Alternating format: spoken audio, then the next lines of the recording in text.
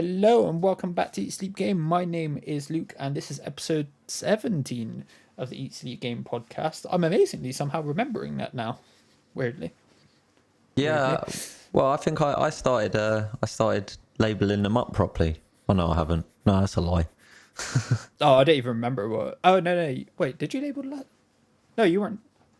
Yeah, I was on the last Yeah, no, one. you were here for the last one. That was the week before. Oh, time is a thing. Timey-wimey. Yes, so obviously Jake is here with me. How are you doing, dude? Yeah, I'm good. As always. Nice. Sad to be back at work, but Yeah, I feel that. I feel that. It's been a hard week. Yeah. And for some reason, I only have had one day off actually, which makes me very sad. Yeah, I know. I've only just clocked. I'm back in for like another 7 days straight now. Oh man. Yeah, I know. Nah, fight them. I fucked myself. Ugh, man. I mean, with this heat as well, you're going to be so dead tired, mate. No, it's all right though, because aircon in the store, isn't it? So. Oh, mate, I envy that. We don't. Wait, do you not have aircon? I swear you guys had aircon. Shut up. Bruv. What? Nah. Well, in theory, there is. It's there, but it doesn't work. It's the same as like when you need it to heat up the store. It's definitely used to work. It definitely used to. Oh, okay. But like you can't feel any heat coming from it unless you stood right underneath where the heat's coming out. It does nothing. You're like proper confusing me then, because I was like, I'm sure I worked there for 2.5 years, and I'm sure there was aircon. Oh, there was, but it doesn't like right now because it's so hot. Like my skin is just mad. Crap. Yeah. Oh man. Like, my eczema is hot. Like the last 2 nights, I've got like no sleep. Yeah. No. Yeah. No doubt. Yeah, it just sucks. So like trying to work and being all sticky and itchy and horrible and stuff, it's horrible. Yeah. It's horrible. I keep like ducking into the fridge every like hour or so to try and cool down. Yeah. Which is nice. Yeah, I guess it's like the handiest thing. Like, it's what I kind of miss about being a baker, actually. Like, if I was hungover or whatever, I could run straight into the freezer first thing in the morning and just feel better about life. Sure. Just go and sit down for a bit. I'm like, oh, this is just what I needed. Minus 23 degrees. Yeah, exactly. I've told him I'm going to install a chair into the fridge just for me. Yeah. Like, because you can shut the fridge and open it from the inside. I don't have to worry about being locked in. It's all good. Oh, just use a milk dolly. No, because you can open the fridge from the inside. That's fine. Freezer is a bit too cold because it kind of like shocks my skin, sort of thing. Yeah. Oh, okay. Yeah. To like gradually cool it down. Otherwise, that also wouldn't be fun. Yeah. Have you been able to play anything in your busy week? Do you know what? I have gotten insane amounts of addicted to Mario Kart Deluxe. Oh, yeah. I remember you saying, yeah. I just thought like, I'll start running through it and I'll start like just unlocking all the cars and that, yeah. Because no, it's not even that. It's to get the 3 stars. Like obviously Mario Kart's a great game to play with other people. Better game realistically to play with other people. Yeah. But the easiest way to 3-star every cup is to just run through it methodically on your own. Yes. And I mean, it's been pretty painless. I've only just started to like come second and third in races, and I'm already up to the 200 cc's. I literally started at 50 cc and sure, like went cup by cup, working my way up, 3-star in it. And it's only since I've hit the 200 cc's I've actually started properly struggling a little bit, but not like big time. The computer's fucking dumb. But yeah, no, it's fun. It's like I said last time, actually. I forgot how much fun Mario is. Like just yeah. The entire thing, or Nintendo just in general, right? It's all the bright, vibrant colors, and it's addictive as hell. The music's addictive. The courses as well. They chose some really good courses from the old consoles, actually. So, I don't know why, but I've had the Moo Moo Meadows theme in my head for ages. I don't know why. It just randomly popped up. I haven't played Mario Kart in like a year. Yeah, I always get the tune from the GameCube Desert racetrack stuck in my head. Right. Sure. Yeah, no, it's great though. I've been really enjoying that. I'm still waiting to start playing Breath of the Wild because we said we'd play it together. So I'm a man of my word. I will be patient. Oh, well, you and Rachel. Yeah. Ah, okay, cool. And I will be patient. Curiously, have you docked your Switch, or has it all been handheld? No, so Mario Kart docked every single time actually. And what else was I playing? Docked. Mario docked. Mario Deluxe docked. Mm-hmm. No, not Mario Deluxe. Whatever it's called. Odyssey. Mario Odyssey docked. Yeah. Mario Maker, because I've played a little bit. Oh of that, yeah, absolutely. Yeah, had to do it handheld. Yeah, and because I started that ink thing, I can't remember what it's called. Splatoon. Is that what it's called? The first person the shooting game where you play as the ink thing. Yeah, you're walking around it's like a little detective-esque game. Oh, the BioShocky one. Yeah, really cool art style. Bendy, yeah. I love that game. I found like trying to play that while docked, it just felt a bit weird. Like on my eyes, it felt a bit weird. So actually, it was better for me just to play it. But mate, I really love this about the Switch is that you literally switch between the two. For like the style of game, so like any form of Metroid game, I imagine I'd want that to be in my hands. I'd want that to be handheld as opposed to being up on a TV screen, just because of the way like a Metroid game is. Yeah. Which reminds me, I want to get a Metroid. Well, we will have some talking about that very soon. Actually. Yeah. I'm with you with Bendy, because I was the same. I played it handheld mostly because because of the Switch port. It doesn't look as good when you put it on a monitor because the dock doesn't do anything. It's literally just it literally just puts what's on the Switch onto a bigger screen, so it doesn't adjust it or anything like that. Which is what we're hoping the new Switch and its dock will be able to do. Well, again, this is why it's not. I said before, it's not such an issue for me because I've got a fucking oldie HD ready TV, so it's in 720p anyway. It's absolute best. So do you not play anything on your monitor on your PC? Do you know what? I absolutely could, but I don't. Fair. Yeah, that's fair. I don't know. It's weird for me. Everything's upstairs on my in my PC and monitor. Yeah, so I try and run everything through it. I've got a thing like with console gaming. I've always preferred it to be like sat on a sofa. So a good way for me to differentiate the style of gaming that I like, and this is why I fell off so much with consoles in the first place. PCs to me is like you put your headphones on, you sit down, and you really get into whatever game you're playing, be that like a multiplayer game or be it a really story rich game. You can just sit there and like get really absorbed by it. Console gaming for me has always been more about like the sort of party aspect of gaming, like getting your mates around, sitting down, everyone sitting down and playing games together. So it's always been like or call it couch gaming, really, like sitting in a living room and playing games in your living room with other people. And that's always been the way I've looked at consoles, which as I say, is exactly why I fell off over the years, because console gaming went so much into all gaming went into online. It's online sort of thing. And again, this is what is so great about the Switch, that they even made it straight away so that you don't have to buy two controllers for all games, because you can one what do they call it, Joy-Con, one Joy-Con each. And that comes as standard with the console, which is great. But that's my views on gaming. Yeah, I mean, most of mine just runs through my monitor and PC because of me capturing stuff. It's just easier than having to wire stuff every time, sort of thing. Move stuff about. My PS5 is actually downstairs at the moment though, because me and my missus were working like opposite shifts, so I'd chill downstairs with the dog and play games while she was at work, sort of thing.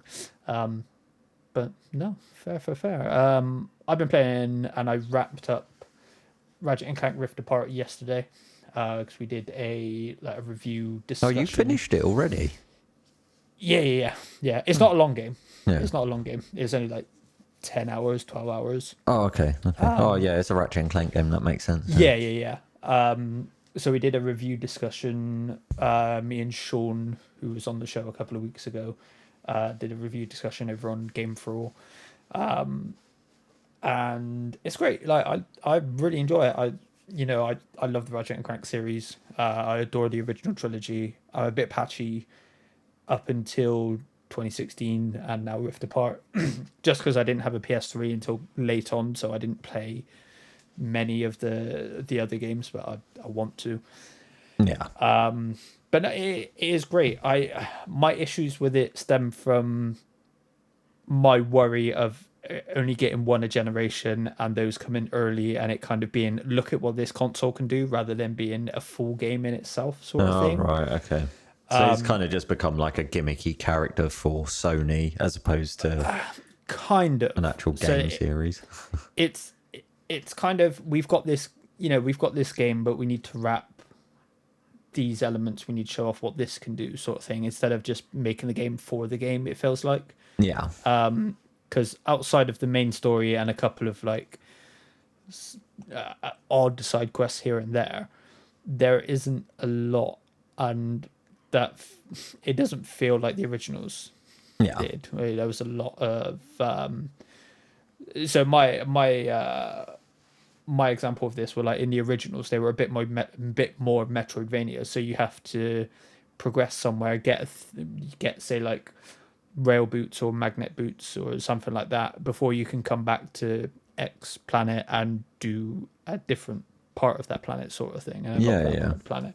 Whereas here it is all just go to the next planet, we're going back to this planet for a story reason, then we're going to the next planet sort of thing.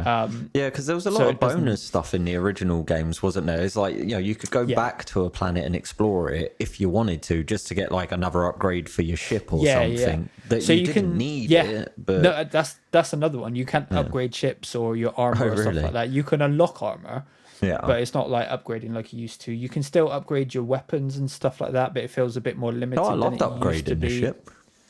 Yeah, I did as well. There's no ship combat at all. Oh wow! You can fly like a dragon dinosaur thingy, but it's terrible to control. Like the control is mapped to the right analog stick, so where your camera would normally be, and it's weird, so weird. I said when we were doing the discussion that I really hope we get another Ratchet and Clank game still on the PS5, because I really hope that is not just, hey, let's just show off what the console can do. Yeah.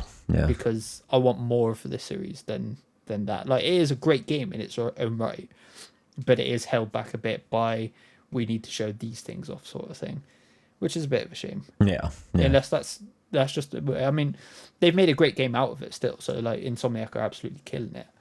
And they've obviously got other things. They've got Spider-Man to do their thing, but I love Ratchet and Clank, and they haven't put the originals or any of the other games onto PS4, so I can't play them on PS5. I've got to play them through like actually plugging in my PS3 or playing them through PS Now if they're even on there, which I'm not sure about, to be honest. Or emulation. That's something I'm thinking about more and more, because it was a conversation me, Jordan, and a group were having. And I'm very, very tempted to get like a Raspberry Pi and just fill it with emulators, because it's increasingly becoming the only way to not legitimately, but it's the only way to play these games properly without it's Nintendo literally not charging you 70 quid for. No, it's not. But like, it's frustrating because I mean, we touched on it last week as well, didn't we? Like, I know exactly what you mean. It's like part of you feels a bit bad about it in some sense, but at the same time, it's like you say, like, how am I going to be paying, 70 quid for? Yeah, well, we talked about money in games as well. Yeah, 100%.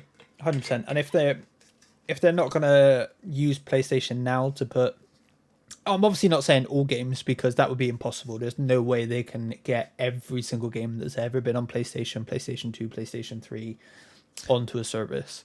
Because there are so many, logistical reasons that's just not feasible. But, at least all of the big notable ones should be. Yeah. Which is what we're missing. Either that or remake them all. Yeah. So that we can play them one way or another.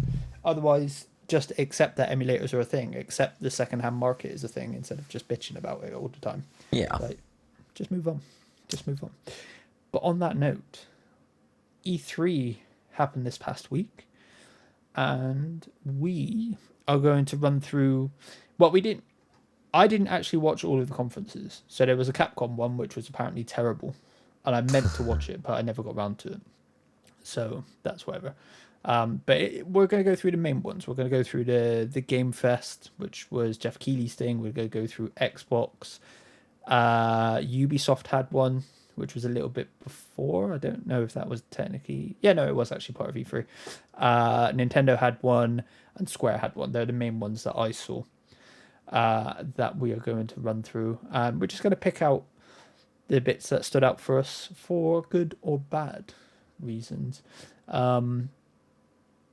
So we start off with the Summer Games Fest, which really kicked off. There was an IGN Expo before that, but I didn't see that.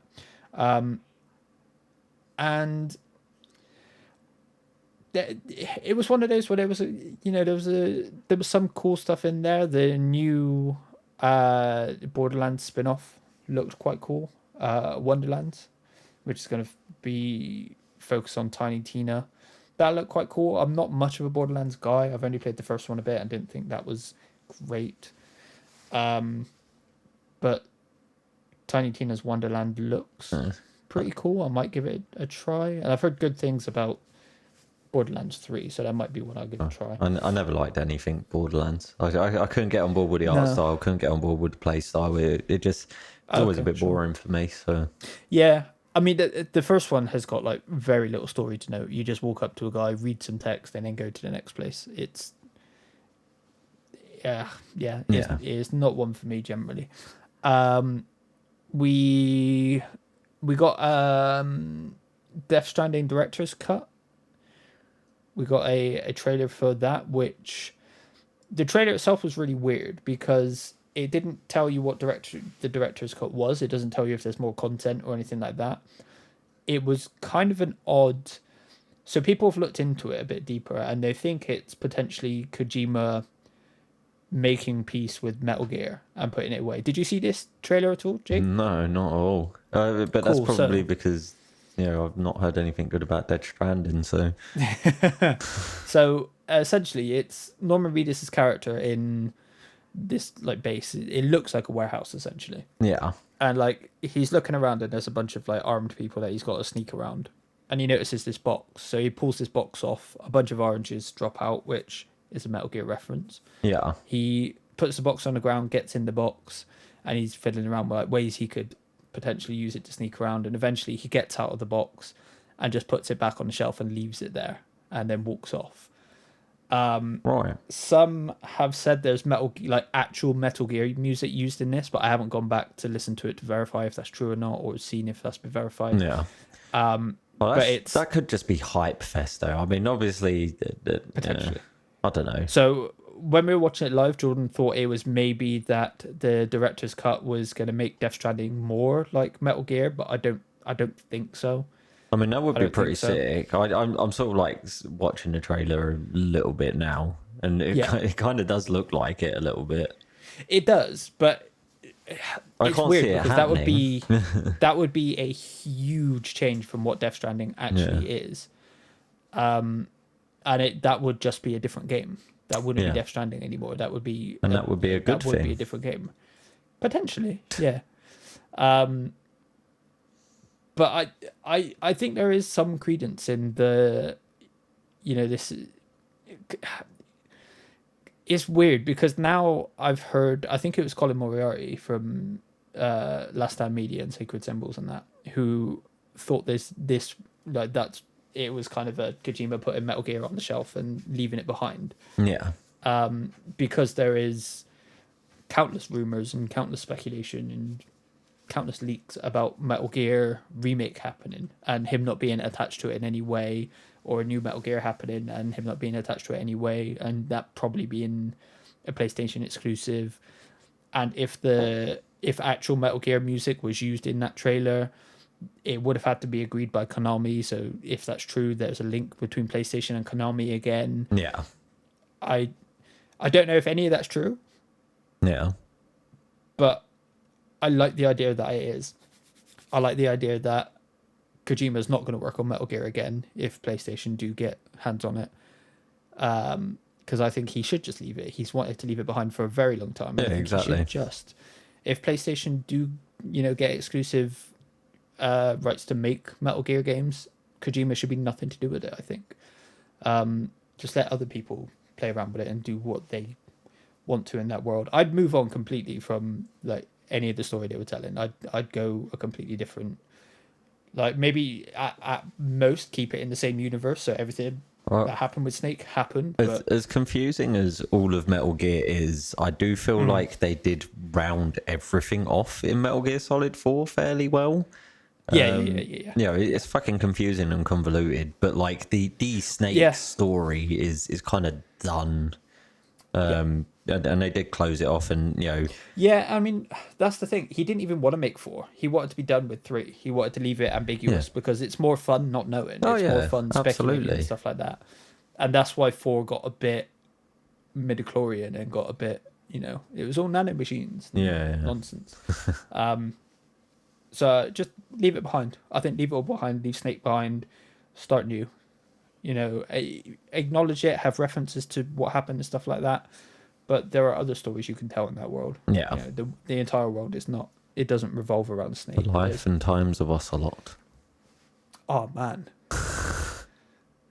To be fair, Revolver Ocelot, ever since I was a kid, was always like a big up character. But I mean, we know the life and times of Ocelot as well. So no, what about Frank Yeager series? Oh yeah, okay, I'd be down for that. That would be sick. Because we never actually got a game where you play as Frank Yeager. I thought you could play him in Portable Ops. Sure, but that's not actually part of canon anymore, I don't think. Yeah, that's true. That is true. It was completely scrapped, which really upset me because I was always mad excited playing that game. I actually really enjoyed that game. I thought it was a really interesting spin-off game to the main series, and it was an interesting way of playing, building up your mother base in that way. I mean, obviously they cashed in on that when they made Metal Gear 5. And I don't know about any of the other Ops games because I never played any of the other ones. But that first one, I really liked it. I thought it was good. Yeah, I never played that one because I played it through the Metal Gear collection. Yeah, and that's not in it. They've only got Peace Walker. Yeah, for the portable games. Maybe a Frank Yeager game, man. That would be dope. Well, I'd be happy with that. Any grey fox is a good fox. So.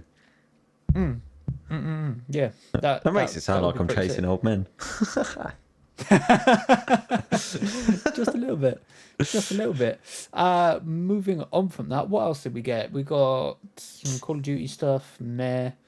We got some Among Us stuff. Meh. We got a Sultan Sanctuary sequel, which I know Sultan Sanctuary was pretty popular. Yeah. We got another look at Solar Ash, which looks awesome.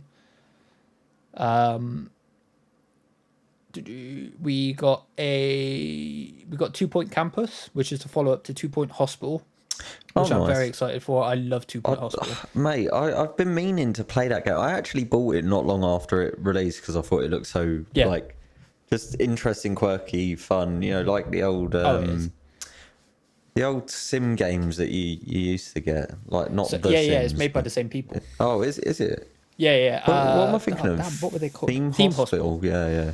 It's made. But I don't know if it's all the same people, but it's like people that were at that studio. That would explain exactly why I felt the way I felt when I saw it. I love that. I love that game so much. It's so much fun. But 2 Point Campus is same thing, but you're building universities and instead of hospitals. Yeah, makes sense. Is very cool. Very, very excited for that. What else did we get from the Game Fest? Some Rocket League stuff. Not much else from this, to be honest. They talked about Overwatch 2 for a bit, but they didn't show any of the stuff I cared about. I want to know about the character stories. Yeah. Because they're doing single player stuff for the first time with Overwatch, which I've been begging for ages, because I love the characters, but the multiplayer gameplay is not for me. But the big takeaway from the Summer Game Fest, and the only real takeaway for me, was the Elden Ring reveal and release date. Oh, I didn't realise they gave a date. Yeah, I texted it to you. Oh, yeah, you did. No, sharp. Look, it's been a long week. It has, in fairness, it has. So Elden Ring is coming out in January 2022. Yes. Which is very exciting for me. Yes. 21st of January, to be exact. And the trailer looks dope, but I think we both have the same issue with it, where it just looks like Dark Souls 4 instead of it really does leaning a bit more into it's Dark Souls 4 with some new gameplay mechanics, and the thing is, I'm perfectly fine with it. Like, I'm always down for more Dark Souls, but yeah, it's like you were saying, like they could have just done something that looked a bit different. They lean into this style so much. Even Bloodborne, realistically, you could easily just call it Dark Souls, and get away with it, because it still plays on that same like grey colour theme, which Elden Ring clearly is playing into that as well. Yeah. Even I think the monsters look like they've literally been ripped from Dark Souls, and it makes sense, because they're the team that's making it. But I really think they should have just embraced the fantasy element a bit more, because this is far more fantasy, and I think they should have just made it look a bit more vibrant. And I think I mentioned to you, maybe have it all dull and all grey and stuff like that until you beat the boss of the area, and then like color just fills that part of the world, perhaps. Yeah, which I thought was like an interesting concept. I can't remember what the what they was calling you in it, actually. Like you, the character. Oh, in Elden Ring. Yeah. I know I messaged it to you. But basically, the name they have for you, I think it's Forsaken or something. It's something along those lines. Sure. Yeah. Oh, Tarnished. They call you Tarnished, right? So your character is known as the Tarnished One, which sounds exactly the same as Hollow from Dark Souls 1, or any of the other names they've used in the Dark Souls games. It sounds like the same story, and I'm still super hyped to know that George R.R. Martin helped like fill out the lore of the world. The thing I think we'll see that separate this from a Dark Souls game is there's just going to be a lot more sort of like story elements and a bit less lore based. Hopefully, story. Because they did that with Sekiro a bit more as well. Yeah, big time. So yeah, I reckon I mean it is still them, so we're still going to have a load of lore to read through, because they know. Oh yeah. Anyone who's a fan of the Dark Souls series are suckers for that sort of stuff. But I just feel like that's basically what this is. It's Dark Souls 4 with added story. Yeah, and to be fair, I think there is another easier way they can actually remedy it, because for the longest time there has been, ever since Bloodborne, there has been theories that it all takes place in the same universe, just in different parts of that world. Yeah. And I think if they address that, or if they keep hinting towards that, because there was somewhere you could go in Bloodborne and you see like just endless, really tall, unending pillars. And that looks like some burnt trees or something like that from one of the Dark Souls games, or all of the Dark Souls games. Yeah. I imagine they would make reference anyway, just because, like, as a game developer, you kind of, like, a lot of them do put Easter eggs in. Yeah, for sure, for sure. But I think they could, like I say, address it if it does. They continue to hint that this is all one connected world, and it is just like different parts of it going through different things. Because I mean, it's all still, in one way or another, fantasy. Yeah, it is all. There are elements of fantasy throughout it. It's just this part leans more heavily into it. Yeah, they probably wanted to walk away from the story of Gwyn and the first flame, because obviously Dark Souls is just first flame.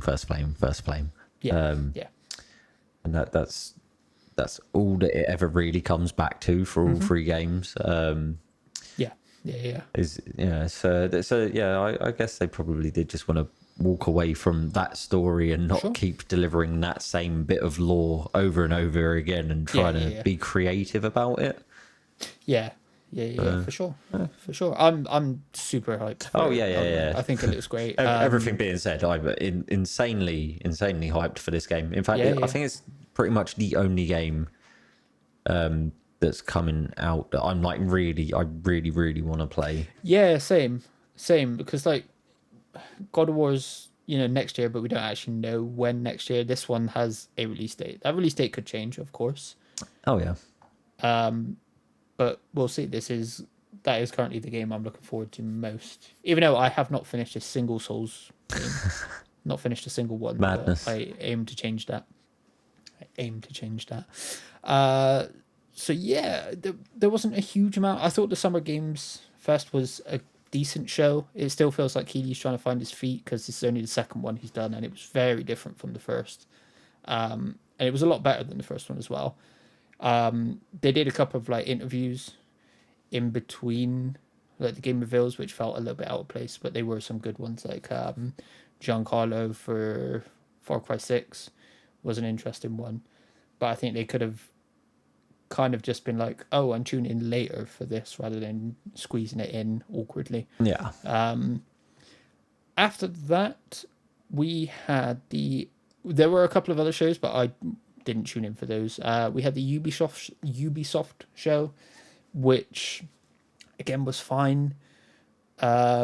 They, even though it got leaked by Nintendo beforehand, they announced Mario plus Rabbids 2, which a lot of people are very happy about because that was a good game. Yeah, I haven't played the first one, but again, like I've been saying to you, just getting back into Nintendo gaming, which I think is a whole different world to every other form of gaming.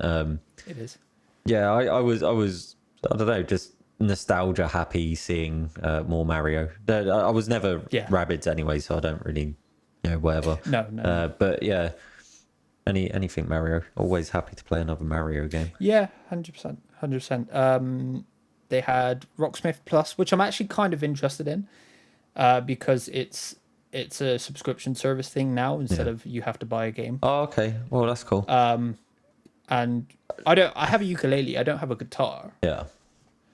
So if they add a mode where it's like, we're actually going to teach you how to play that ukulele, that's been sat in the corner for about a year. I've always loved games like that, just on the basis that it I mean, let's take Guitar Hero as an example. Yeah, I know those things are, nothing like actually playing a guitar, but then you got fucking kids in their bedrooms playing it, and I know this is a fact because some of my mates started off playing guitar because of this. You're sitting there playing this little fucking toy in a bedroom, playing this game, and then next thing you know, you're like, oh, actually, why don't I just try and learn an actual guitar? Yeah. And to me that was like really sick. I actually went the other way. I learned to play learn in like fucking hyphens. I played guitar and then started playing games after, but yeah, no, I feel like anything like that's just sick. That's the great thing with Rocksmith, though, is that Rocksmith is the one that actually, it's a game that teaches you how to play guitar. Yeah, it's exactly. Not,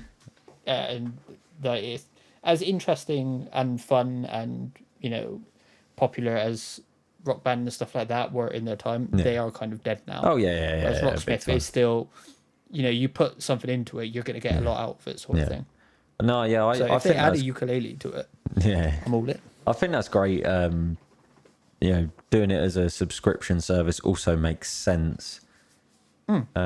Obviously, learning off of a game or learning off of there's a lot of things that you can use for learning music remotely or learning instruments remotely. Yeah, it's never going to be the same. I tried YouTube, but it's so difficult to like keep focused and keep you motivated with it. But if it's a game and it's giving you like achievements and stuff like that, and it's constantly, or like if you learn how to play one song, it's like sick, you've unlocked the next song, sort of thing.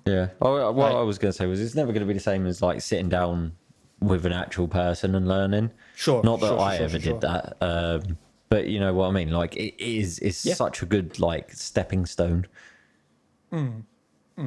For sure. We got more Far Cry 6. We got a lot of Far Cry 6 over this week. looks like Far Cry 6. Cool. Yeah, that's how I feel about the Far Cry series. It looks like Far Cry. Yeah. Well done. It does. I enjoy Far Cry. I've never finished one. Yeah. I've never finished one. I've never.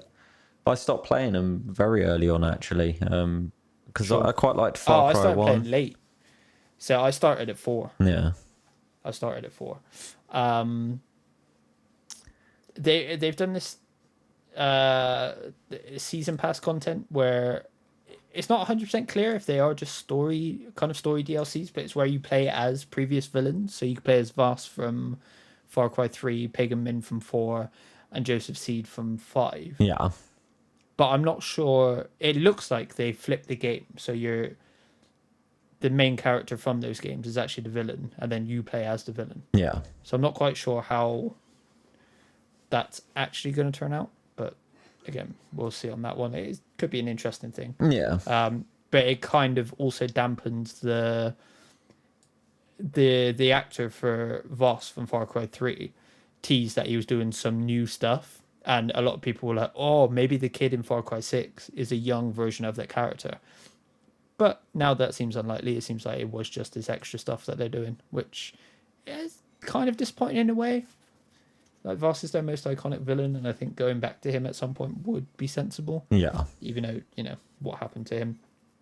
And the final thing, it was supposed to be there and one more thing sort of thing. It was meant to be their surprise thing, but I found it very hard to care about it because it was an Avatar game, and I do not care about Avatar at all. Yeah. Terrible movie. It's a really bad movie. I hope it's a good game because, it could be one of those where it's like, yeah, don't watch the movie, go play the game instead. Yeah. But from what I saw the trailer, it just kind of looks like Far Cry but blue. Potentially. Wonderful. Which I hope I'm wrong. Yeah. I hope I'm wrong. I'm hoping it's not just Far Cry but blue or Assassin's Creed but blue. I hope it does have its own thing, but it's Ubisoft making it, so it is probably one of those two things. Yeah. Yeah. Well, I guess they've got their formula. And they could do with making a few less Assassin's Creed games and moving on. I agree. I mean, this is something we talked about before. Right? I think they could space out their games a bit more, and I think it would do them wonders. But hey ho. What was next? I thought it was Xbox next, but that's not what they have listed. Square on this. So I didn't watch the Gearbox one. What did they talk about? They talked about the Borderlands movie, which I don't care about. They talked about God 4, which I don't care about. Homeworld 3 is still in production, apparently, but we didn't get anything for that. So that sounds like it was an inconsequential showcase there. Here's the Xbox One. So the Xbox One was the big one. It was the longest show. It was 90-ish minutes. And they kicked it off in a big way. But unfortunately, that big way was ruined literally 10 minutes or so before the showcase started because it got leaked. That was... So they started off with Todd Howard and they showed off Starfield. Yeah. But it was just a CG trailer. It wasn't... This is what the gameplay looks like. This is what the game looks like. This is what it's gonna be. It was just it was a nice looking CG trailer, sure, but it was a CG trailer. You didn't actually get a lot of information except that it's releasing November 11th, 2022. Yeah. So about 18 months away, which I still think is a bit odd. I still think it's odd to announce a specific release date a year and a half advance. Yeah.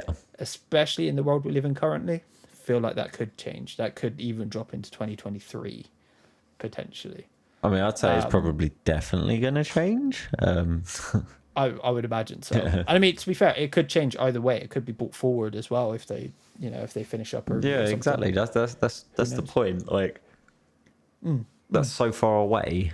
That's mental. Yeah. And people were shocked by that. A lot of rumors were that it was supposed to be late this year, but it would actually be like first half of next year. Yeah. But end of next year was a bit of a shock, to be honest. We got to see Stalker 2. I didn't play the original Stalker game, but this one looks dope. Yeah, it looks so good, didn't it? So I had the exact same thought when I was watching it. I didn't even know Stalker was a thing. Never heard of it before. Sure. But yeah, no, that trailer looks really fucking good. It looks like when we were watching it, it looked like Metro, Yeah. but maybe a little bit more grounded sort of thing. Yeah. And obviously, this is based in Chernobyl. Yeah. Yeah. Which is an environment I love it when they explore, because I think it's such an interesting place to play around with. Not to play around in real life though. Well, I'd love to go and visit. Actually, I would definitely I love would, to go because and you visit. can. Yeah, you can go and visit, can't you? yeah. I was reading a thing. Sorry, here's the off topic. I was reading a thing about it a little while ago that it basically, like, some of the areas that have been considered fine to like travel through have over the years actually become areas that you just need to avoid now. So basically, it's still spreading. Yeah. Sure. Well, yeah. But where does it go? It doesn't just disappear. Yeah, exactly. Like, how do you even deal with that? Because it's not even like you can just demolish the entire area and start again. Yeah. Because that would, by now that's seeped so far into the soil and that.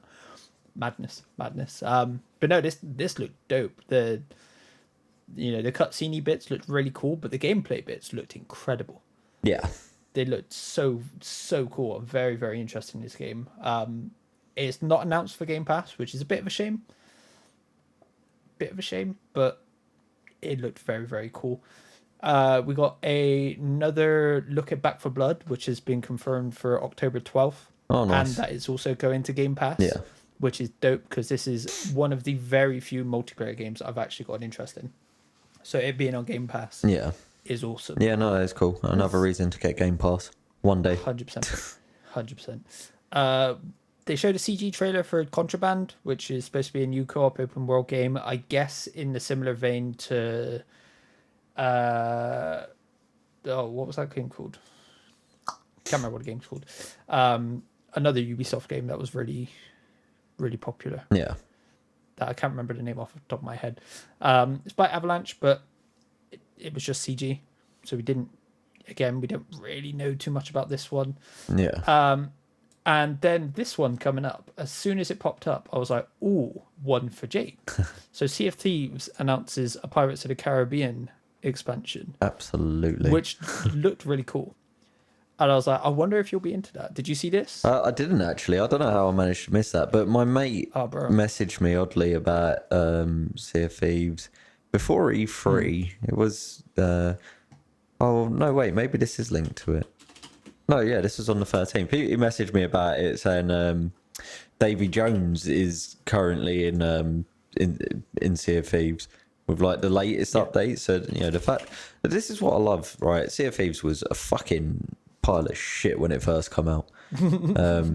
It's actually one of my biggest disappointments in gaming, really. But yeah, no, I loved the game. I still loved the game. There was just not enough there. Not for the money I paid, especially not paying for the day one release as well. It's a big issue with games like that, because so many of them launch with nothing. Yeah. And then it's up to the players to create stuff in that. Fallout 76 was a similar thing. Thing is, I'm okay with making my own story or whatever. Yeah, I have an imagination. Yeah. But like, there's got to be more than just collecting chests. And over the years, over the years, Rare has just continued to pump free DLC into it. Yes. And they were doing it at like a ridiculously fast rate as well, like compared to what a lot of other people do, because that was them literally showing, look, we know we fucked up, we're sorry. And they kept just piling content at us, and then they went, right, now we're going to slow down and we're going to start making bigger and better additions to the game. And they are making a new game alongside this as well. So there's more going on, which we didn't as well. actually get to see anything of, because that's obviously an Xbox exclusive too, but we didn't get to see any of that. Sea of Thieves, Pirates of the Caribbean crossover with a full story as well, apparently. So that must have cost a lot of money. Probably did. But it's like a perfect crossover. Well, though, it just makes sense. It just makes sense. We got a new look at 12 Minutes, which is the game that's got Daisy Ridley, Willem Dafoe, stuff like that. I'm very excited for that game.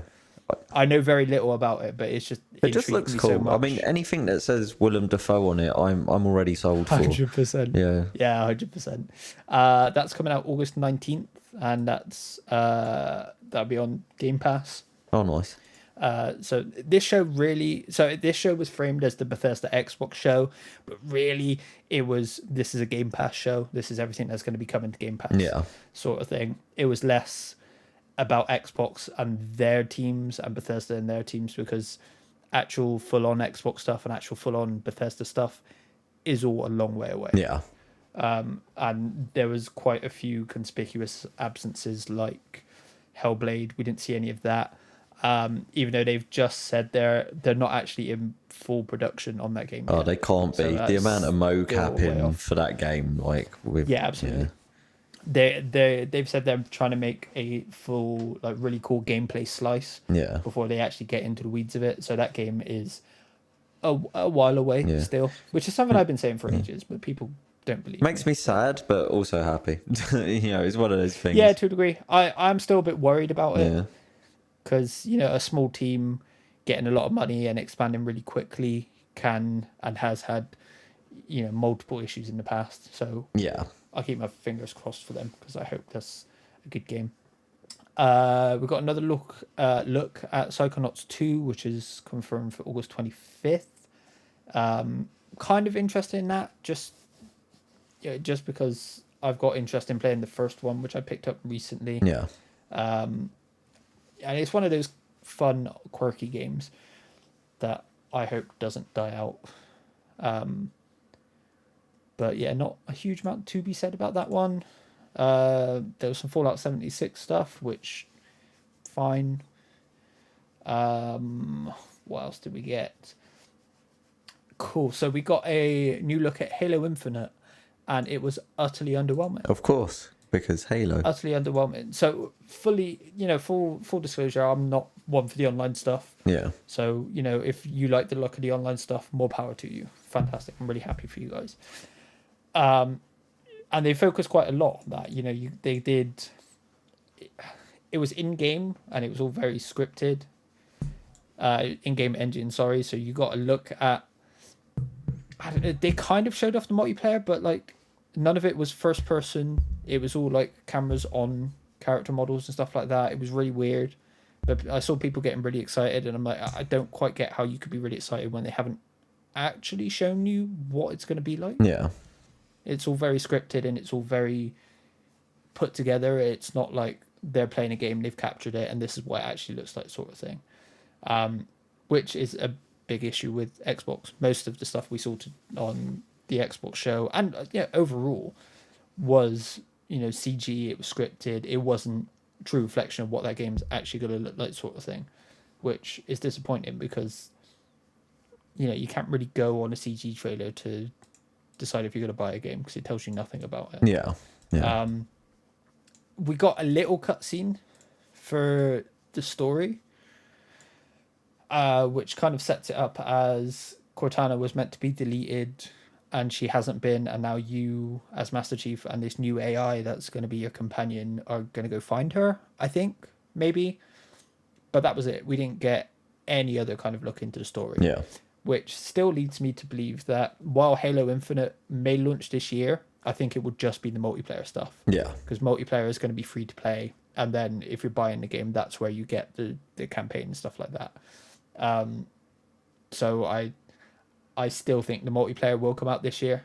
I think the campaign maybe next year, because they've only given it a holiday 2021 release date. They haven't. We got a release date for a game that's 18 months away. Yeah. So we can't get one for one that's supposed to be 3 to 6 months away. Mad. I've never cared about Halo. I literally have never cared about Halo. I enjoyed the original trilogy. Yeah. But beyond that, I don't think 3, 4, or 3 have done a great job with the campaigns. So I've fallen off hard. I honestly think Gears is a better series at this point. Yeah. And I think they should have left Halo after the original trilogy. I think they should have just moved on. Maybe maybe remake it and stuff like that and bring it to new consoles. Yeah. but leave it where it was, because it was outstanding where it was, and it's lost a lot of luster since. Hence why this was put in the middle of the show. It didn't headline, it didn't open or close the show, which I was fully expecting it to do. We got a first look at Diablo 2 Resurrected, which Sean was very happy about because he believes that is the best game ever made. He's a big fan of Diablo 2. Is that one you're going to check out? Probably not. No. Fair.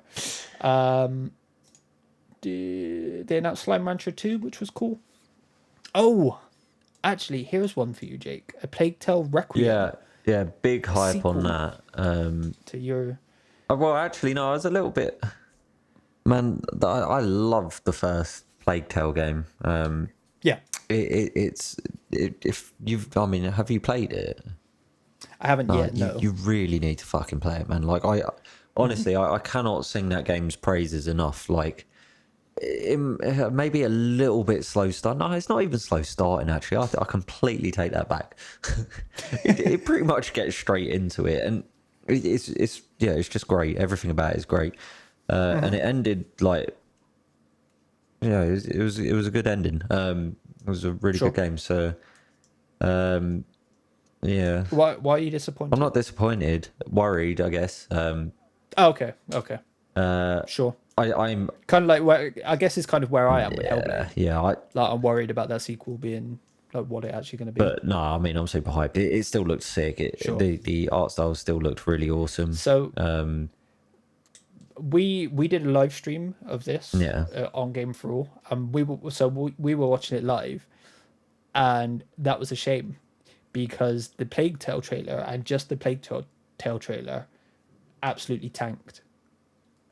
So you literally could only see half of the trailer. Oh, really? It was constantly blinking in and out. Oh, no. It was stuttery as hell.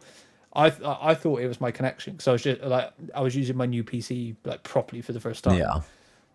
Then the other guys were like, "Is this like really stuttery for anybody else?" I was like, "Oh, thank God, it's not just me." Yeah.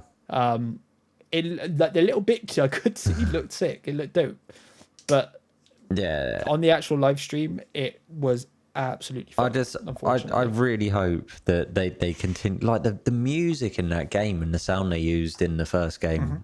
All of that was just amazing.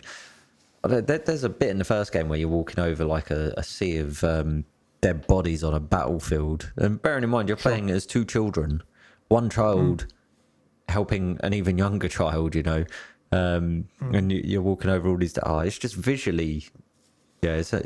Honestly, I cannot sing that game's praises enough. I feel the same way about that game as I did about Hellblade. So, exactly what you're saying. I was thinking then that it does have Hellblade kind of parallels in like the size of the game. They're both about the same length in time, actually. I think both of them took me like 9 hours on first playthrough. So, sure. No, I'm looking forward to that. I thought. What I did see of the trailer looked really cool, and I know how well regarded that game is. I am looking forward to actually getting into it at some point. It's weird actually because I didn't hear much about A Plague Tale. I picked it up like a year or so after it came out. I remember you saying about it. Yeah, it's the same thing with Hellblade. I actually got when it very first came out. It just took me a year or so to play it. But you know what I mean? Like I never really hear anyone say anything about it or anything, and then it does. It's one of those when it pops up, people are like, "Oh yeah, that's a really cool game," but it's never one that gets brought up. I guess it's because it is such a short game, and there's not too much replayability after the fact. Yeah. But again, very like Hellblade. Yeah, oddly enough, like perfectly fine with it. Yeah, Hellblade, even like the little bonus things you can do on that, you could easily do on your first run through. Yeah, for sure. So this one actually surprised me, not in what game it was, but that it actually got showed here at all. But it was Atomic Heart, which is a game I've been keeping an eye on for a good while because it literally looks like Russian BioShock. Yeah. So I am extremely interested in that. Again, that I don't think that got a solid release date. It said it was coming out on Game Pass and it was coming sometime next year. Yeah. But I don't think there's a solid release date for that. But any Bioshocky style game, I'm absolutely down for. I love Bioshock. We got a Grounded update, which fine. It's not something I played. Did you play Grounded at all? Nope. Cool. Cool. We got a look at Age of Empires 4. Yeah, looks like Age of Empires. Yeah. I can't remember who said it. I think it was. No, I can't remember actually. But they said it looks worse than the last one did. But hey ho. And 3 was a fucking mess. What? We got Outer Worlds 2, which I love the trailer for Outer Worlds 2. It's hilarious. It just takes the piss out of generic, game CG game trailers. Yeah. And I thought it was a bit weird that they put it just randomly in the middle of the show. I really think they could have ended with this because Outer Worlds 2 got a lot of backing behind it. But it was. Did you see that trailer at all? No, this is what I mean. Like, right. So I didn't actually watch any of the conferences. I basically went through and was looking at E3 trailers on YouTube, and I was sort of like, yeah. At first I had intentions to watch the majority of them, but as disappointment kicked in and everything looked a bit shit. They can be very dull to sit through, and half of the problem with them is they advertise the fact it's like this isn't streaming in 4K. Go back and watch all this stuff after when it's available in 4K anyway. I've sent you a link to the trailer. I highly recommend watching it afterwards after I finish because it is really funny. It just does take the piss out of. Essentially, it takes the piss out of the what was that Bethesda game? Shit. Fuck, what's that Bethesda game called? Skyrim. No, the new Starfield. Oh yeah. Back then. It basically takes the piss out of everything the Starfield trailer does. It was genuinely really funny. Highly recommend watching that after. Flight Simulator got a new trailer showing off how it looks on Series X. But they also announced a Top Gun expansion. Oh, nice. Which looked really cool. Yeah. But it threw me because I didn't realize it was an expansion for Flight Simulator until afterwards. I thought they were just making a Top Gun game, and I was like, sick. Yeah, I love Top Gun. But then they were like, no, this is an expansion. I'm like, that's cool. Bye. Maybe I'll check it out. Just give me a Top Gun game. Yeah. I don't have a computer that could run Flight Simulator anyway, so. I haven't tried with my new one, but I suspect I can. I expect that you could as well. I don't really care about Flight Simulator. No. Like, I tried it on my old one, and it's one of those where it says it's downloaded, you go into it, and then it opens up, and it's like, no, we're going to download all of this. And it literally takes hours. And I'm just like, I can't be fucked with that. Yeah, not worth your time. We got a really detailed look into Forza Horizon 5. Yeah. Which, it's been rumored for a while. It is set in Mexico. It looks very cool. Yeah. But there is some thought around why we got such a deep dive look. And it's because these are the guys that are making the next Fable game. Right, okay. And it's being made on the same engine. Yeah. So they were potentially showing off what this engine was capable of to kind of plant that seed in the back of your mind. It's like, right. Fable could look this sick sort of thing. I ain't being funny anyway. Because they were showing off stuff. Oh, go on, sorry. I was going to say, they were showing off stuff that you're not going to notice playing Forza because you're driving in a fast car. They were showing off like how cool the rocks looked and bits like that. It's like, you're not going to notice that playing. You're going to be driving at 120 miles an hour. You're not going to see that. Yeah, that's true. That is true. I love a good Forza game, and the Forza Horizon series is always been really good in my opinion. Yeah, the Horizon games are fantastic. Yeah. I love them. I think they're incredible. And then finally, their one last thing was a really odd one. So their one last thing was a new Arcane game called Redfall, which is a zombie game. It's a co-op. It's a vampire game. Yeah. It's a co-op game, but again, it was a very CG trailer. The CG, like the trailer they showed, it was really, really well. It was really well structured. It was really cool. But again, what is this game? It looks for Left 4 Dead vampires. It did, didn't it? Yeah. It did.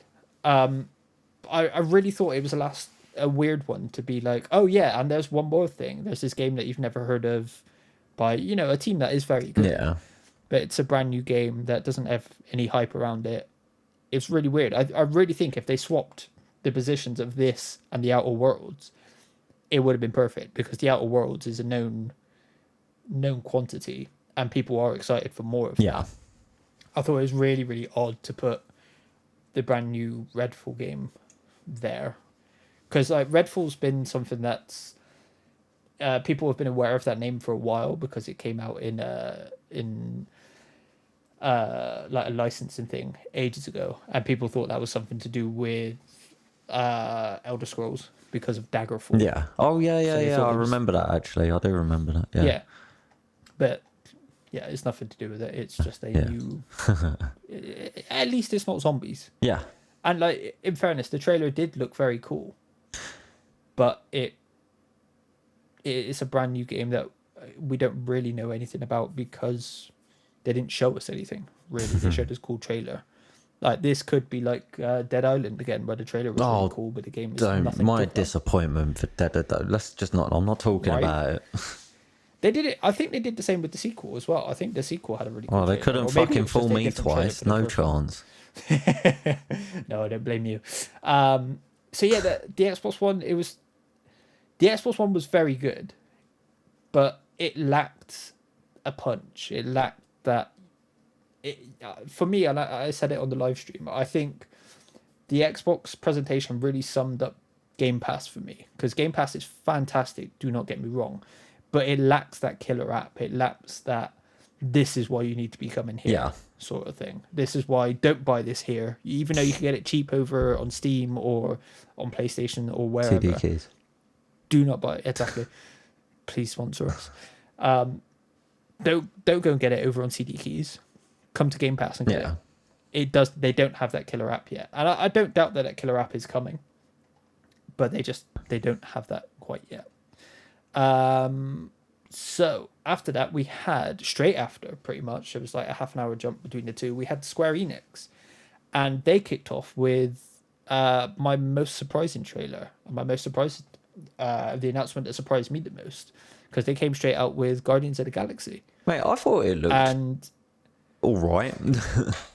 So this is one I'd heard about this for quite a while, and for the longest time I'd been like, I really don't want a Guardians game. I really don't.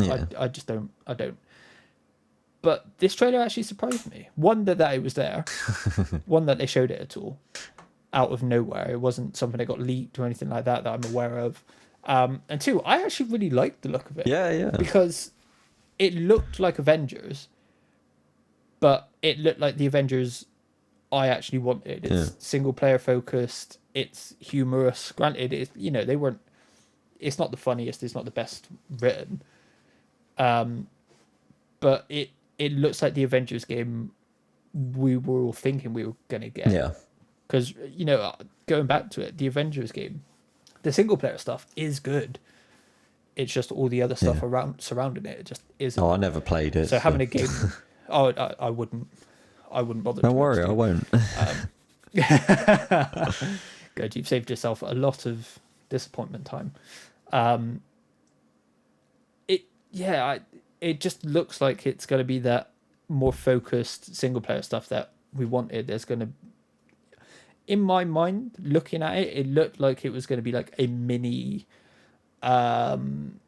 Mass Effect with like a Marvel skin over it, potentially, where you've got this team and then you go around to different planets and stuff like that. It's got dialogue options, bits and pieces like that. It looked cool. Yeah. And it surprised me again, because they're like, yeah, it's coming out in October. I was like, you what? October? That's mad. And we got a lot of look into it. Like, there was a lot of gameplay. There was a lot of there was like an actual trailer in and of itself.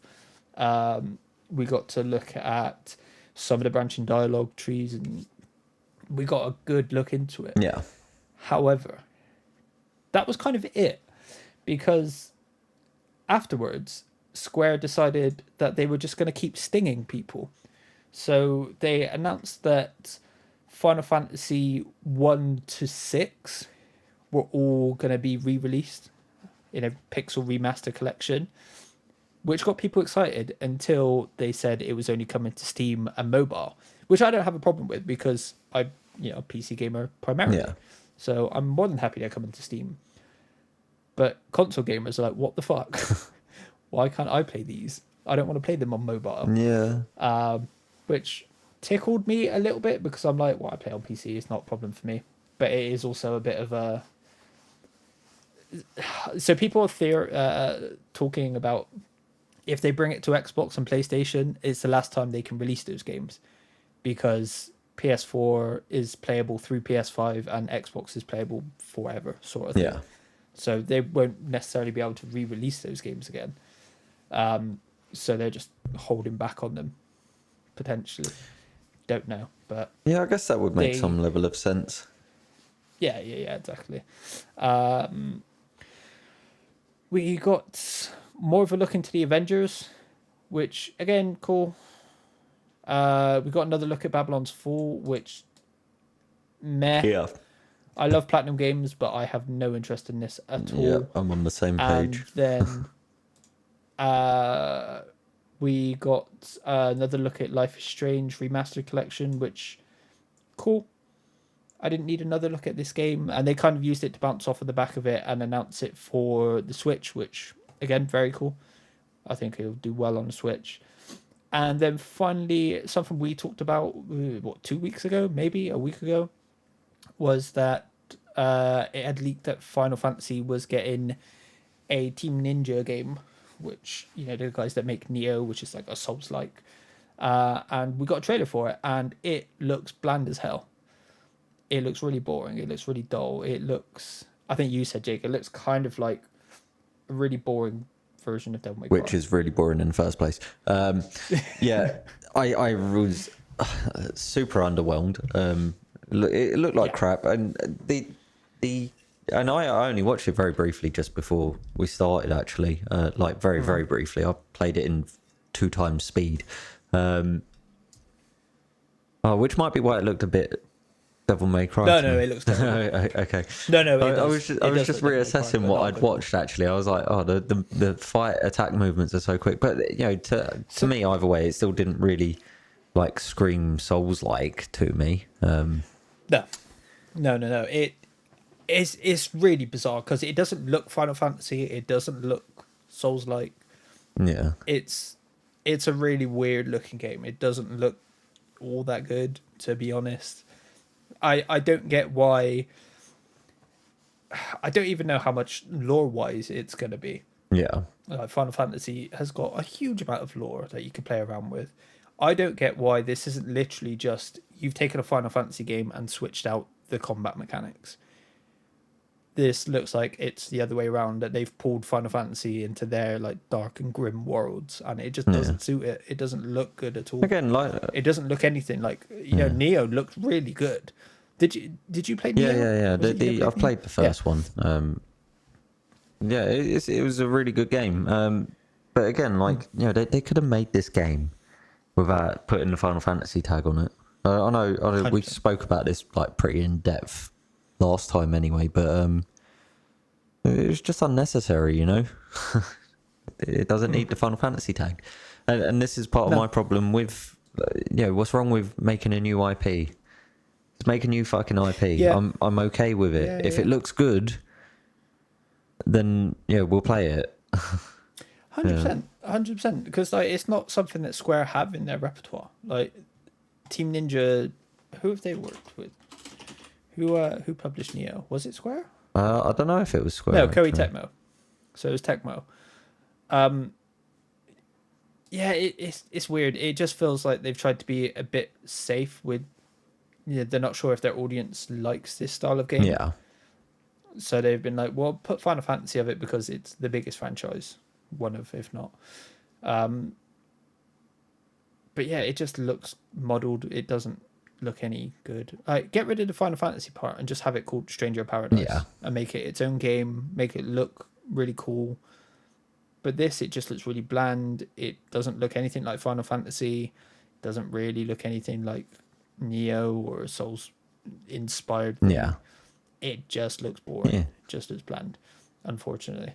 Because like I said, I think otherwise they could have done something really cool, but they haven't. Yeah, real disappointment. Which is a shame. Finally, the last of E3. So there is no EA here, which is good because EA have really annoyed me today, and we'll leave them behind because they are just. It seems like they're drifting back into their EA-ness. They've just announced, or they're just showing off the new way they're doing cards in FIFA Ultimate Team. Yeah. And they're like, oh, now look, you can actually browse what's in it. And people are just like, congratulations, you've made a storefront. That's all you've done. That's no different than a regular store. Yeah. Good job, EA. Yeah, well done. Good. Sack your mum. But no, the final... yeah. Oh, sorry. Capcom was in between here as well, but apparently it was terrible. So they mentioned that Village is getting some DLC, but they've only just started it, so cool. More Resident Evil Reverse. Yeah, yeah. They showed off the Great Ace Attorney 1 and 2, which is not something I know too much about, and the only other thing was Monster Hunter, so it kind of felt like a bit of a pointless presentation. It feels like one of those, if PlayStation were there, Capcom wouldn't have had their own presentation. It would have been split up into like Nintendo, PlayStation, and stuff like that. So a bit of another inconsequential one. But finally we had Nintendo. They had a 40-ish minute direct. And I think they started off hot because they started off with a Smash Bros. Reveal. And I love the Smash Bros. Reveal. The trailers for each of the characters has been incredible. And they kicked it off with Kazumi from Tekken joining, which it looks so cool because they've nailed the animations. Yeah. The animations look just like he did even back when I was playing it on PS1. Like, I'm pretty excited. I didn't actually... I only play Smash it. All I saw of his release was him chucking them into the fire. Like, yeah. Towards the end, he does that with like every character. Yeah, so that's what and then he does it with Kirby, and then Kirby just floats off, and it kills me. I thought that was hilarious. I mean that is classic Kirby, classic Kirby player as well. But yeah, no, I didn't actually 100%. watch any of his combat. I just dude, I'll have to check it out. Have you ever played the Tekken? Yeah, I used to love Tekken. So. Yeah. So you've seen what his combat looks like. It genuinely looks like they've just somehow pulled it from a Tekken game and put it in. It's mad. It blows my mind every time they do this because they completely break the game and then rework the whole game and fix it by adding all these new characters in. They're absolutely masters of what they do.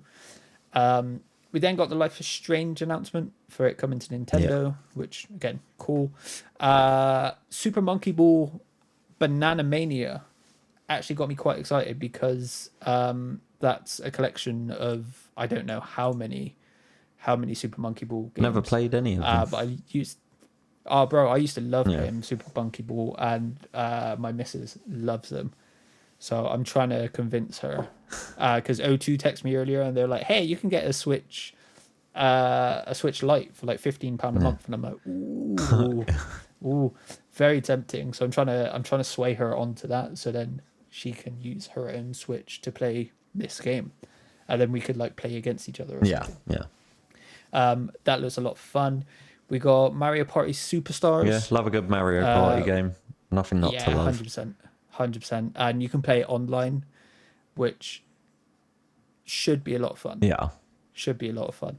But again, it's one of those I would much rather play with people. Yeah. Exactly. I think it's like a board game. There was you don't want to play a board game. Another one they dropped for along the same thing, didn't it? WarioWare. Like amazing games to sit there and play together. Yeah.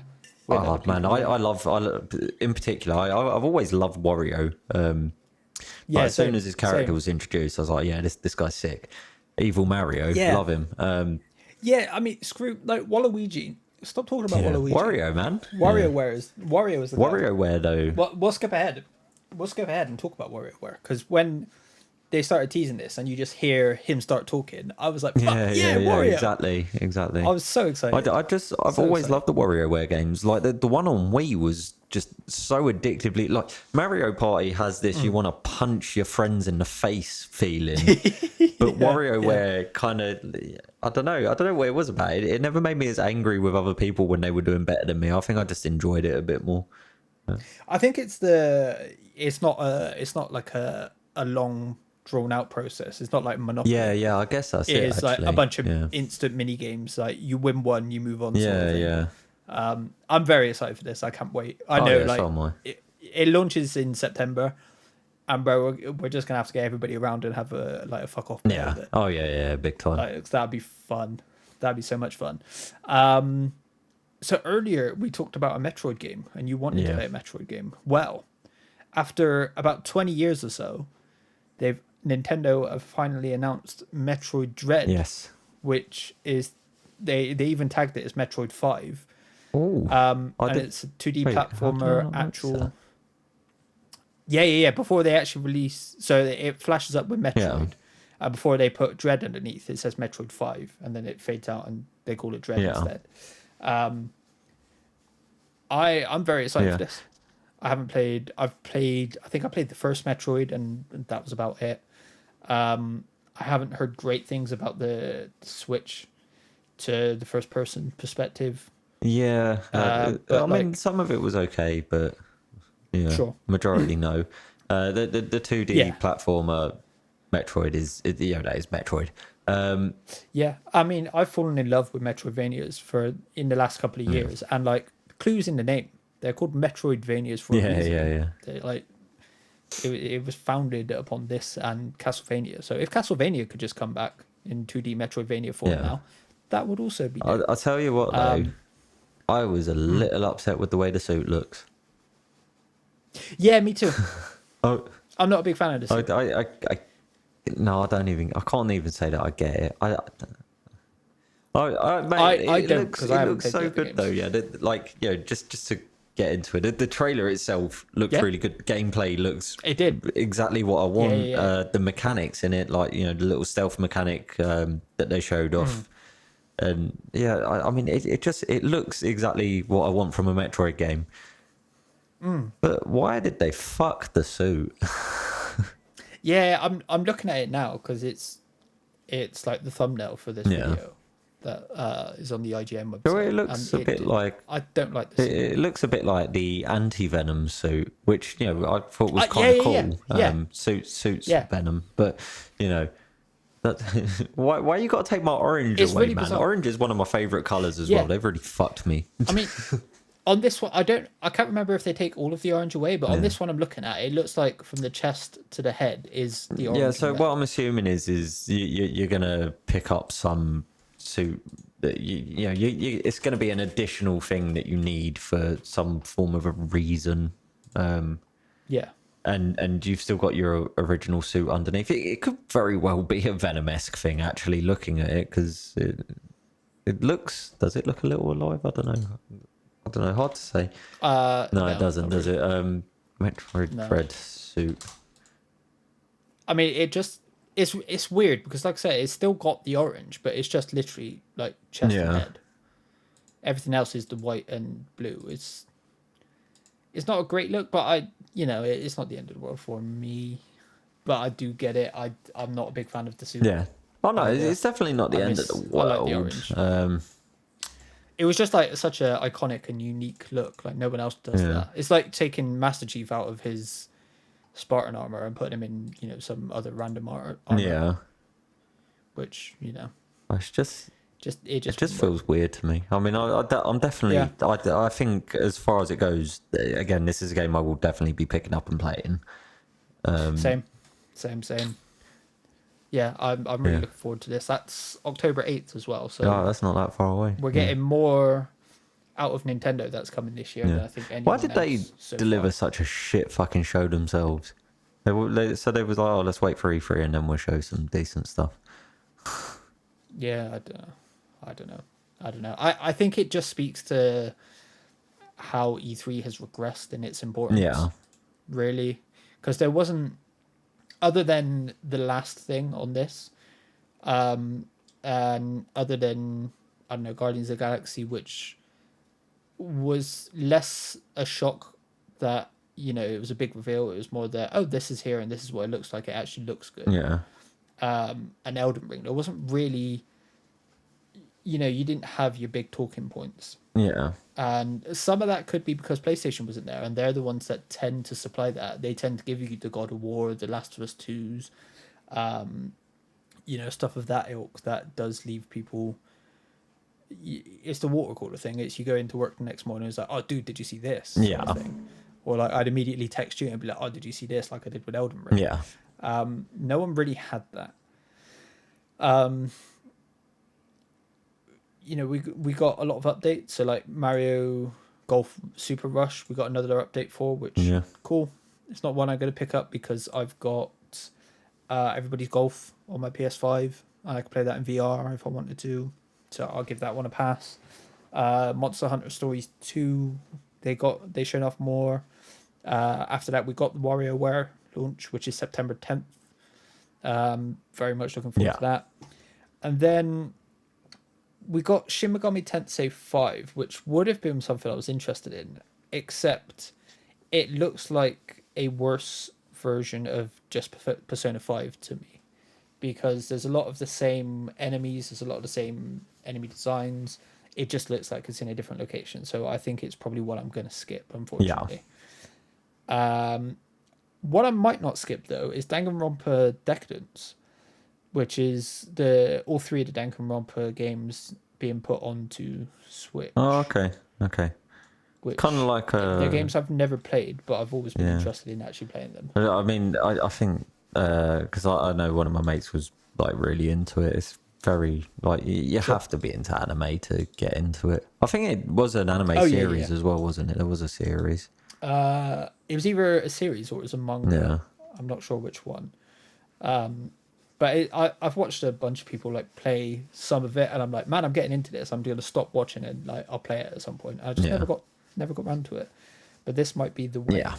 This might be the way. We then got Fatal Frame, Maiden of the Black Water. So a new addition to that series, which never heard of it. Could be very cool.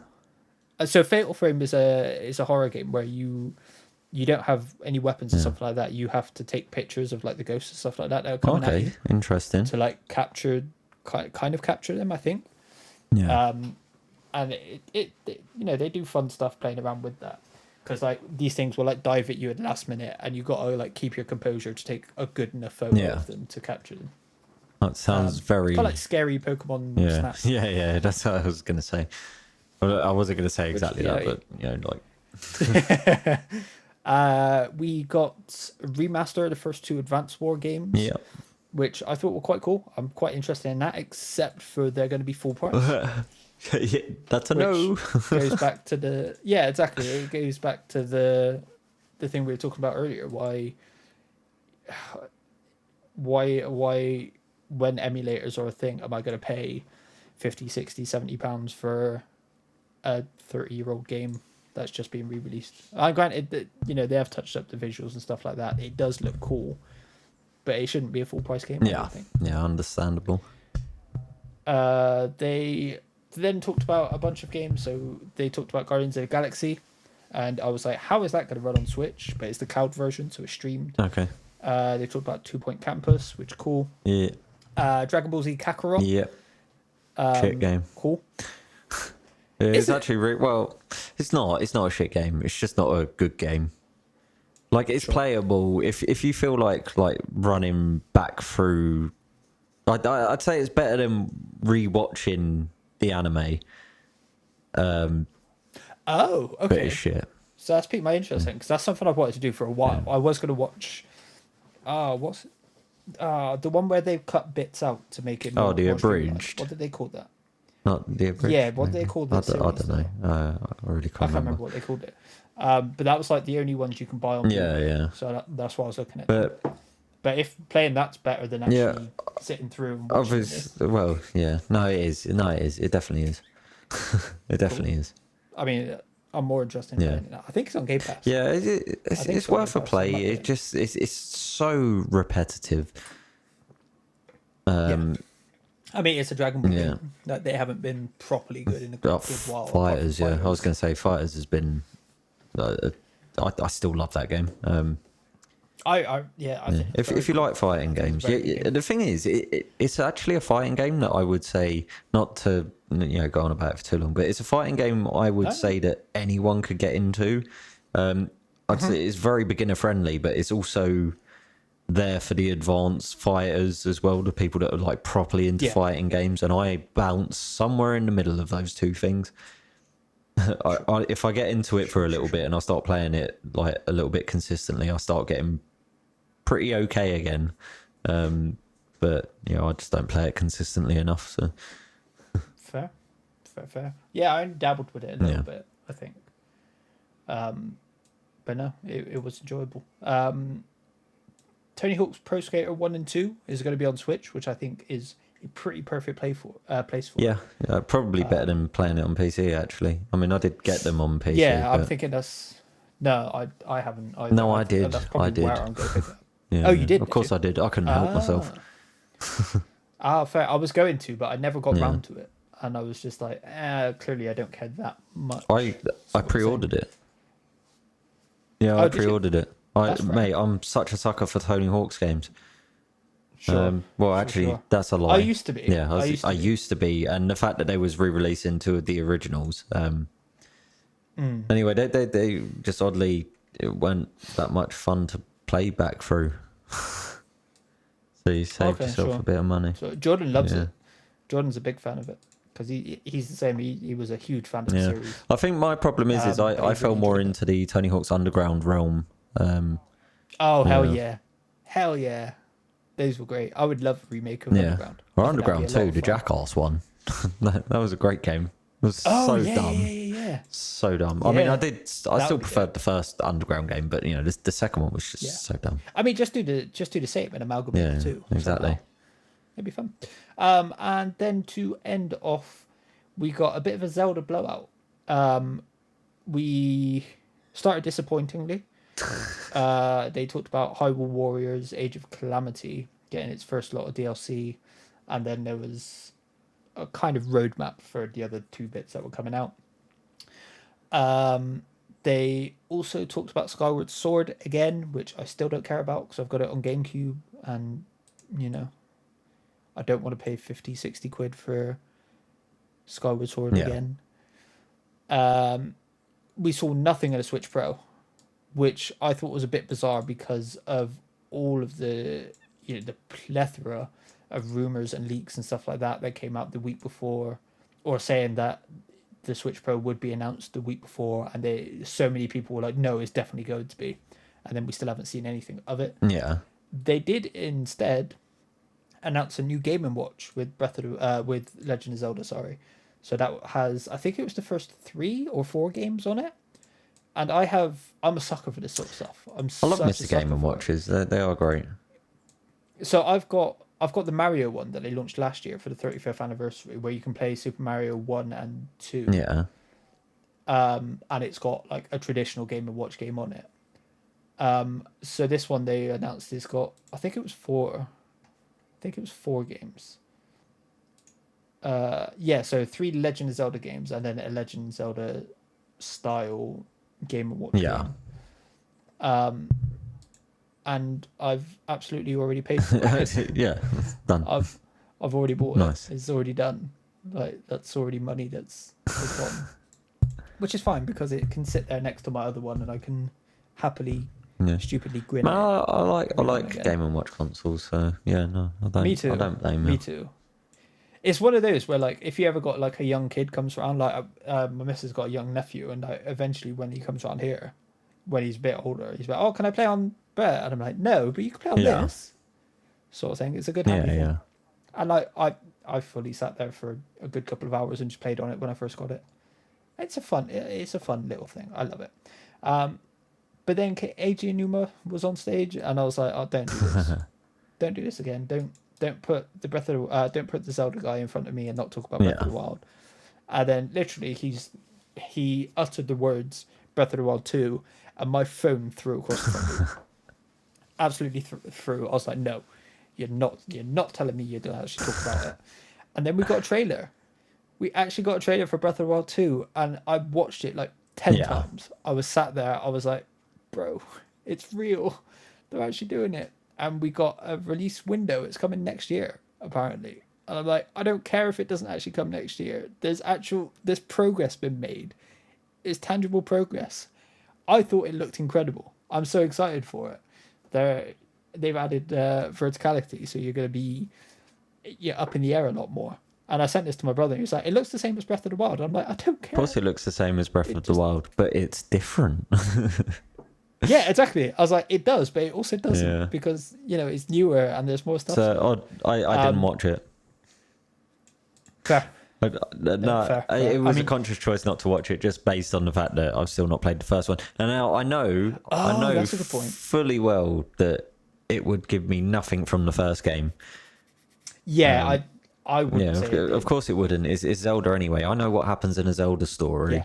Well, they've also said that they fully know what the name of this game is going to be. They haven't released it for spoiler reasons, because these games tell you, or the titles, tell you about what the game is about a lot. And it would it's kind of like when they didn't tell you what the Avengers Endgame title was. It was like, well, no, because it's going to spoil stuff, so we want to give it that time, make sure people that want to wrap it up are wrapping it up and stuff. I was a sucker for this. I think Zelda is the best thing Nintendo have. I think Zelda is as well. I really kind of wish Zelda and Link had become more of the Nintendo like poster boys than Mario in some senses. Yeah. But I'm very, very fucking biased on that.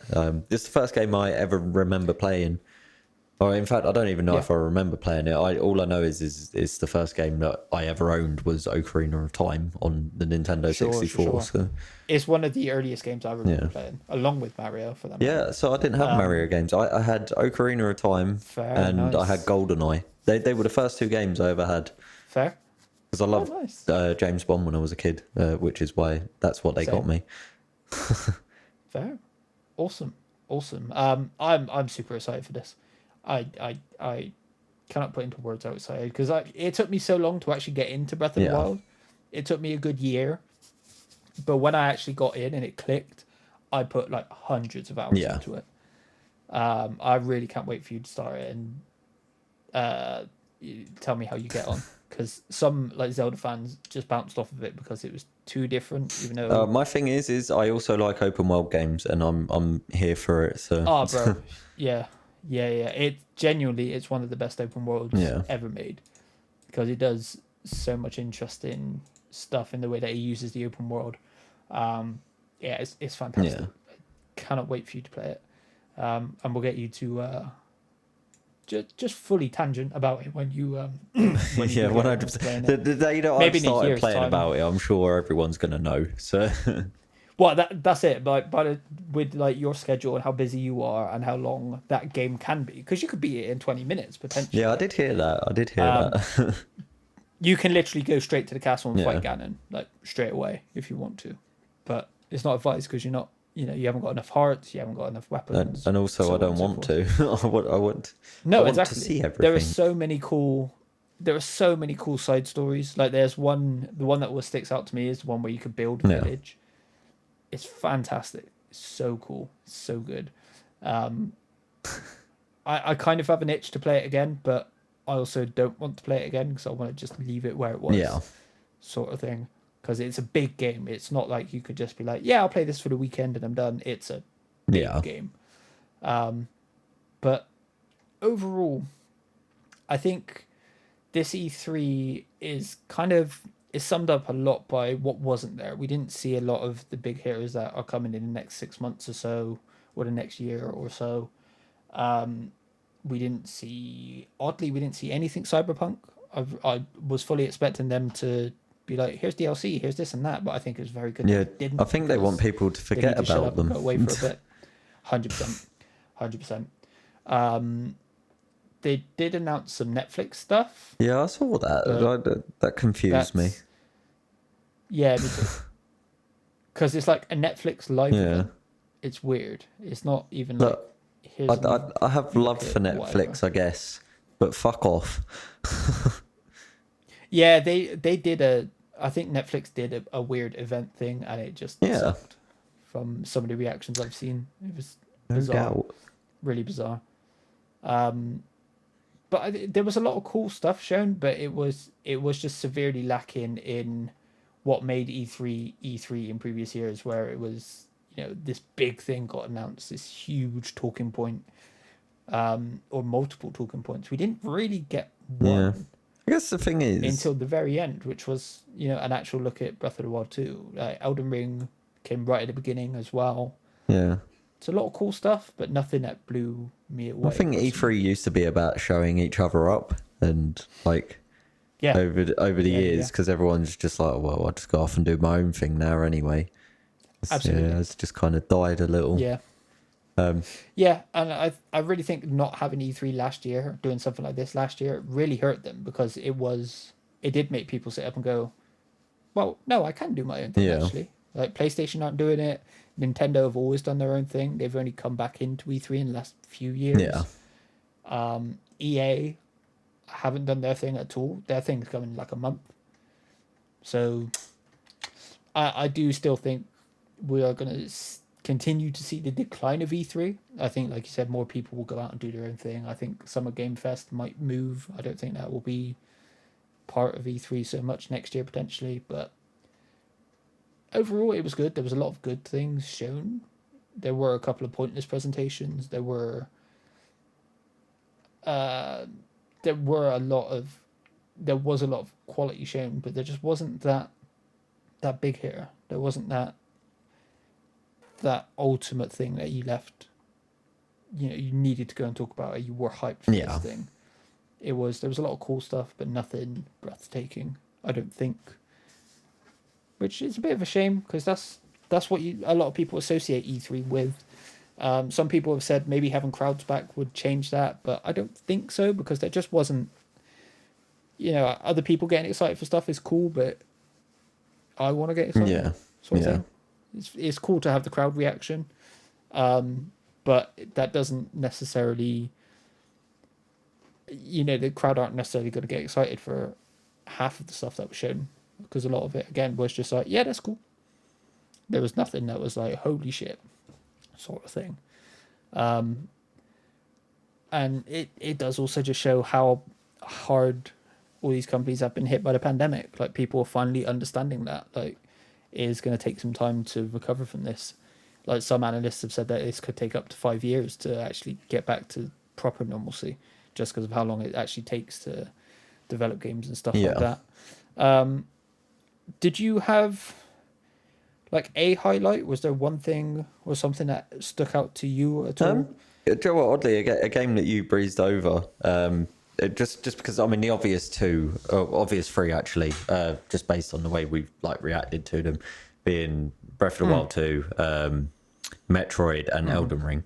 Obviously, mad hype. Yep. There's one called Sommerfield, which was like a Limbo-esque, that's right. I puzzle game. That. I actually thought that looked super interesting. So that's the team that are working on that are headed up by the guy that founded the team that made Limbo. Oh, so there you go. That's it makes perfect sense. But I'm a sucker for that sort of puzzle game. It looked good and it looked interesting. Not really too much to say from it though, because there's not much they can show from a game like that without giving too much, if you know what I mean. I thought it looked interesting, but no, otherwise, it's I think you summed it up pretty well. Very underwhelming, pretty shit to be honest. WarioWare is going to be dope, and Elden Ring's obviously going to be sick. So I can't even find anything to do with Summer. I think it's called Sommerfield. Did you say it was called? I'm trying to find it. I deleted my note. I had it written down, but Control Z.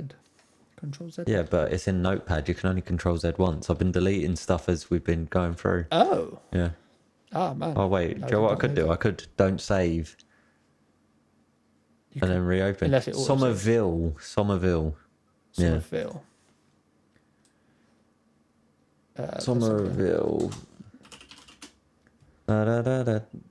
Oh, yeah. I thought it looked pretty cool. I remember saying it looked like a grown-up Little Nightmares. Yeah, literally. Which I'm all for, you know. They always have super interesting like soundtracks and that, and it's just a nice aesthetic.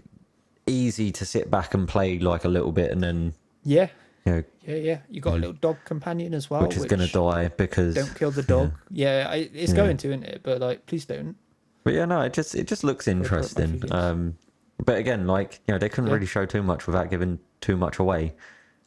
No, and it's one of those games, to be fair, like what they showed was enough because of, you know, they would have showed gameplay in that just because of the style of game it is. That's a UK based team as well, which is very cool. They're Southeast. Very cool. Very cool. No. I missed that game. I can't even see where it's written on this.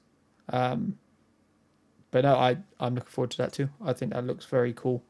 I like the sci-fi looking bits, whereas like the other ones were a bit more horror. Yeah. A bit more industrial.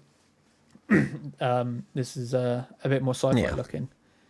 But it does look pretty cool. I am looking forward to seeing that as well.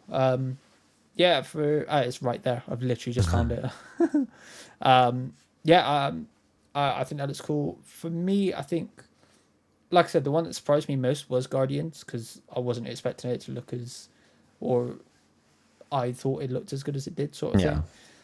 And Atomic Heart, I think, was the other one that surprised me, because I just wasn't expecting it to show up. I was fully expecting that to just be, here's a trailer for it at some point, here's when it's coming out, and then it launches.